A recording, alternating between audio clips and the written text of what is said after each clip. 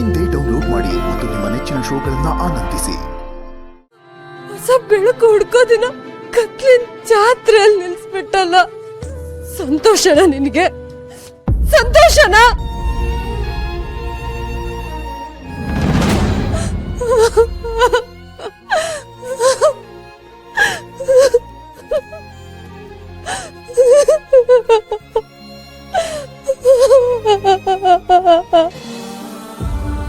ಹಿತಾ, ಯಾಕೆ ಹೀಗಿದ್ಯಾ? ಯಾಕೇನು ಮಾತಾಡ್ತಿಲ್ಲ?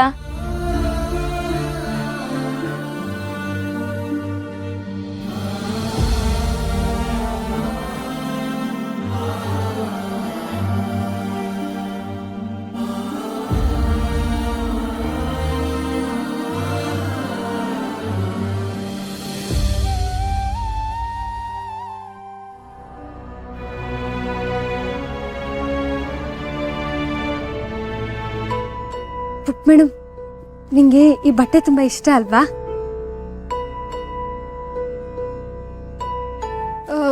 ಪುಟ್ ಮೇಡಮ್, ನೆನ್ಪಿದ್ಯಾ ಅವತ್ತು ನೀನ್ ಈ ಬಟ್ಟೆ ಹಾಕೊಂಡು ನಾವಿಬ್ರು ಕುಂಟೆಬಿಲ್ಲೆ ಆಡ್ತಿದ್ವಿ ಕೆಳಗಡೆ? ಓ, ಇದು ನಿನ್ ಫೇವ್ರೆಟ್ ಡ್ರೆಸ್ ಅಲ್ವಾ?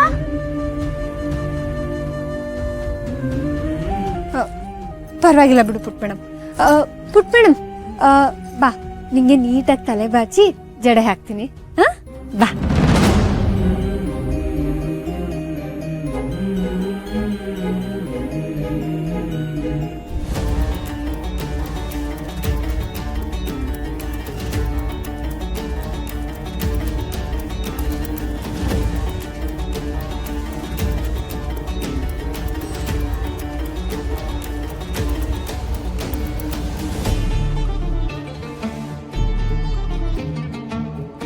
ಹಿತಾ, ದುರ್ಗುನ್ ಹತ್ರ ಯಾಕೆ ಆತರ ಬಿಹೇವ್ ಮಾಡ್ತಿದ್ಯಾ?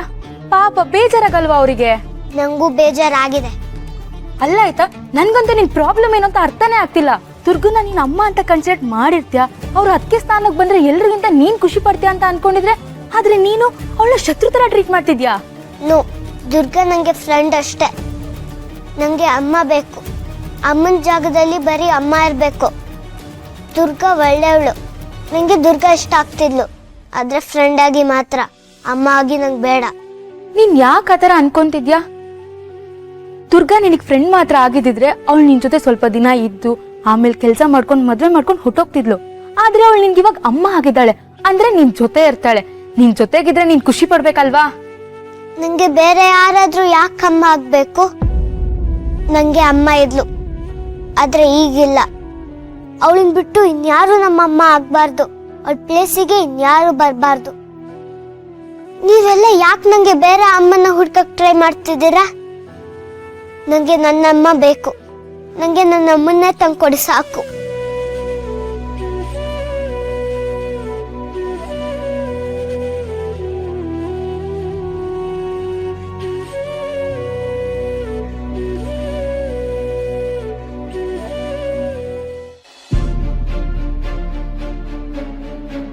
ಅಯ್ಯೋ ಅಮ್ಮೋರೆ,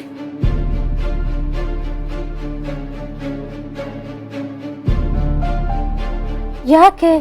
ಏನಾಯ್ತು? ಅಲ್ಲ, ದಿನ ನಾನೇ ಅಲ್ವಾ ಈ ಕೆಲಸ ಎಲ್ಲ ಮಾಡೋದು. ಇವತ್ತ್ಯಾಕೆ ಹೀಗೆ ಆಡ್ತಿದ್ದೀರಾ?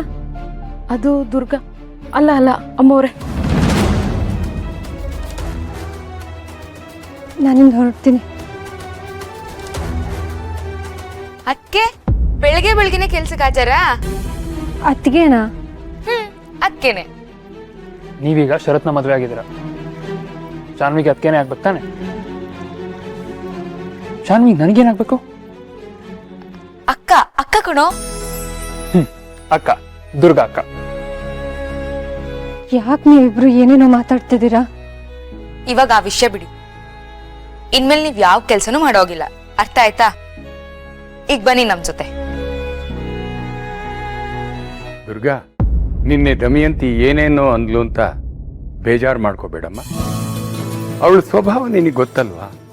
ಪರವಾಗಿಲ್ಲ ಸರ್, ನನಗೆ ಆಶೀರ್ವಾದ ಮಾಡಿ. ಎಲ್ಲ ಒಳ್ಳೇದಾಗ್ಲ, ದೀರ್ಘ ಸುಮಂಗಲಿ ಭವ. ಇನ್ಫ್ಯಾಕ್ಟ್ ನಾನೇ ನಿನ್ನನ್ನು ಹುಡ್ಕೊಂಡು ಬರೋಣ ಅಂತಿದ್ದೆ. ಮೊದಲು ನೀನು ನಡಿ. ಎಲ್ಲಿಗೆ ಸರ್? ನಿನ್ನೆ ಏನೆಲ್ಲ ಆಯ್ತು ನಿನಗೆ ಗೊತ್ತಲ್ವಾ? ಯಾವ ಸಂಪ್ರದಾಯನೂ ಸರಿಯಾಗಿ ಆಗ್ಲೇ ಇಲ್ಲ. ಹಾಗಂತ ನಾವು ಸುಮ್ಮನೆ ಕೂಡಕ್ಕಾಗತ್ತೇನಮ್ಮ? ಅದಕ್ಕೆ ಇವತ್ತೆಲ್ಲ ಪೂರ್ತಿ ಮಾಡೋಣ ಅಂತ ಅನ್ಕೊಂಡಿದ್ವಿ. ಸರ್ ನಾನು ಏನು ಎತ್ತ ಎಲ್ಲ ಕೇಳಬೇಡ. ಶಾನ್ವಿ, ಮೊದಲು ಅವಳನ್ನು ಕರ್ಕೊಂಡು ನಡಿ.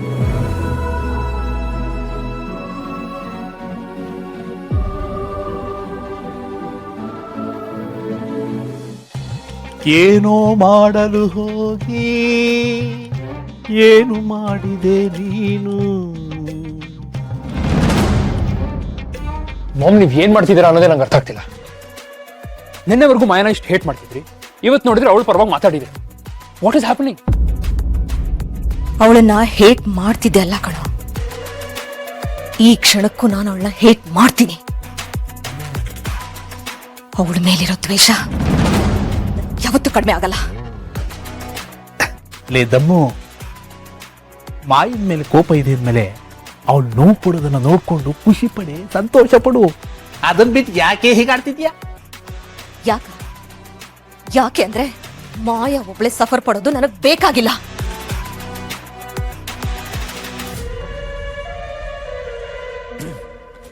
ಆ ಶರತ್ ನನ್ನ ಮನೆಯಿಂದ ಆಚೆ ಹಾಕ್ಬೇಕಾದ್ರೆ ಅಣ್ಣ ಸುಮ್ನೆ ಇದ್ದ.